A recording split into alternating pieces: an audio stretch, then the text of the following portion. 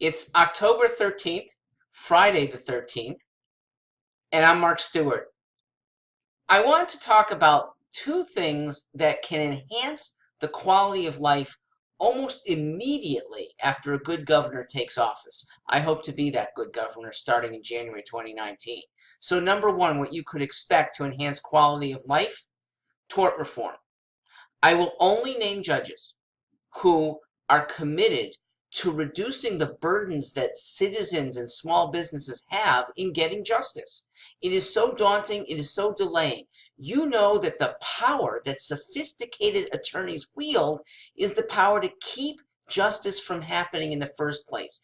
They squash you with requiring the other side to have such high fees. They know the procedures, and the procedures are deliberately intricate to protect lawyers and sophisticated law firms. That deserves to be reduced greatly. Protect justice. Fairness in the process is important, but it doesn't have to come with exceptionally long delays. Now, tort reform includes reducing frivolous suits. Okay? There's a thing called summary judgment, and it should be used far more often.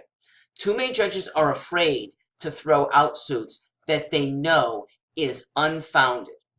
And they legitimately have a fear because under the current system, too many things actually are founded. They have this public responsibility when it's an individual for whom it should matter. For example, why is a property owner who's remote isn't the one that can shovel snow immediately after a snowfall?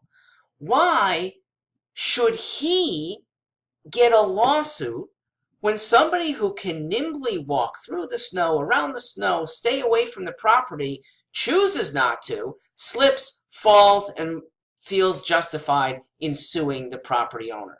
That is a change in attitude first that needs to be codified. I would be behind that. Loser pays is a good first step, but reducing the kind of culpability because of a very perceived inequality that a wealthy landlord must 500 years ago be so much more empowered than the English peasant. We've come a long way. We don't need to be sucked into something that came to us from the 1500s. All right, number two, I believe in a cyber crime institute that results in much fewer identity thefts, actual losses on credit cards. When you see credit card declined, it's often because a system had to be changed because of some foreign cyber thief. We're going to catch up with them and catch them. And if they come to our shores, bring them to justice. And it would be a fierce justice, too. You commit crime on even one Connecticut resident. In a way, you're committing crimes to everyone because we all have to fear. What do? I have to keep everything exceptionally secret. I have to remember 18 passwords.